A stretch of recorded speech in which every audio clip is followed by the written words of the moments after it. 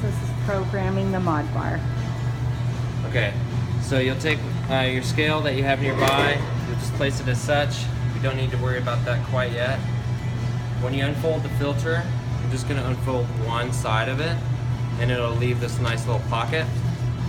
So you want to make sure that you've got the 3 layers and facing the spout. So that'll fit into place once we dump our coffee in. Go ahead and place this back where it belongs. We'll even this out. We want that nice. We will be tearing it, yeah. We'll go ahead and get this positioned right over. So you're just measuring water right now? Yeah, okay. Now we're just measuring the water. Okay, gotcha. Okay, so we'll tear it. That says 0. We'll go ahead and press and hold on this button until it begins to blink. It'll begin dispensing water. And it'll take a second for the water. Right now the water is actually being pushed up. And now it's made its flow. I'll give it a quick rinse down. And that's just to get all the coffee saturated. And once I've got like a pretty level pool of water, I'll go ahead and stop my first pulse. So right now the coffee is absorbing the water. It's going to start releasing its aromatics. It's going to start the rest of the brew process. We're just giving it some time to do that before we let the water level rise up even farther. So the button's still blinking, meaning we're still programming it. We're now waiting until that water begins to flow back through. And now our goal is just to basically let the water level get only about halfway up. And then everything that we do with the programming, mode right now, it'll remember from here on out.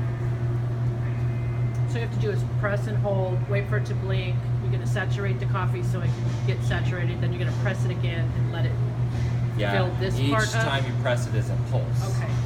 So right now we're on our first big pulse. It's what's doing most of the work for us. It's bringing that water level up to where we need it. Oh, when you stop it, it's going to remember. It's going to stop, yeah. And only until I press and hold it will it actually save the whole thing. And I'll get to that point in just a moment. So we're almost halfway up in our volume. We're going to get to like somewhere around, I'm going to say 670 grams, which we'll adjust on our menu here. That's just like just under 14. Okay, 50, yeah. So I think 700 is more like 700. Perfect 14 Okay, perfect. So yeah, anytime you're in doubt, you can use a calculator. So okay, our water level's halfway up.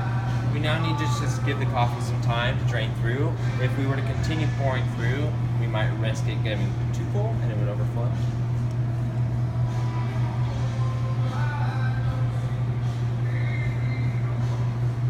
So as you watch the water or the level of water, once it starts to kind of dip as it's doing right now, that's when I'd say, okay, I'm ready for my next pulse. And now this should basically finish it off for us. We're just gonna wait until it gets to that full 24 ounces, and then we'll work from there. So I'll use my calculator here.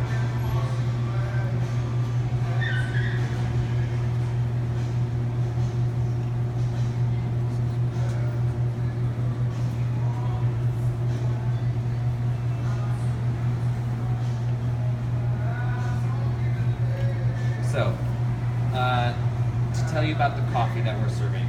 Jasmine has heard a little bit of this information, so it might be good just to have a little refresher. So 1950 is your guys' house drip coffee. It's the coffee that you serve day in, day out if somebody just wants a coffee. You also have a featured single origin, which rotates seasonally, but that only changes about every 2 months or so. I think you're still working off of a Honduran coffee. So 1950, it's an Ethiopian blend. Ethiopian coffees are known for being very gifted and very, very flavorful. Ethiopia is where coffee was first discovered, so this is kind of like, it also kind of plays into the source of coffee being Ethiopia. So it works in that way. I'm gonna actually go ahead and stop this pulse one more time, let that water level relax just a little bit, and then we'll finish it off. So it's an Ethiopian blend. If anybody asks you, oh, what kind of coffee, like is it a dark roast, or they ask for like a light roast or a dark roast, you can basically tell them that the 1950 is a medium roast. That way you're not too far off target for what they might be looking for. It's by no means a dark roast, but you brew a nice strong cup, so you can tell that to people. Be like, oh, we brew it strong, so you know, if it's not what you're after, then maybe you can serve it in an espresso or something else that they might like. Is it single origin? Is that a medium roast? Most of the times it's a medium light roast. The Honduran coffee that you were working with most recently, La Colmena, was a light roast. Okay, so we'll go ahead and shut this off by pressing and holding. And then it should flash at me, indicating that it's now been programmed and it's now been saved. So if you want to do it with all of them, you have to do it with all of them. What's that? If you want to reprogram it with all of them, you have to do the same thing. Yeah. over. Hopefully you shouldn't ever have the need to reprogram these on, I'm hoping, a less than monthly basis. But there is, you know, there will be times at which you'll notice if you're pouring these 2 servings and it's just not enough water, then you go in and reprogram it. So hopefully it shouldn't be all that often at all.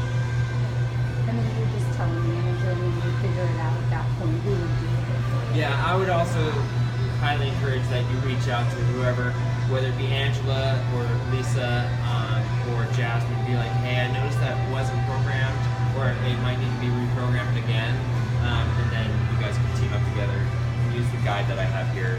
There's also, I think, a video that Pong and that link that I sent you to will help guide you along. Okay, so it's been 5 minutes.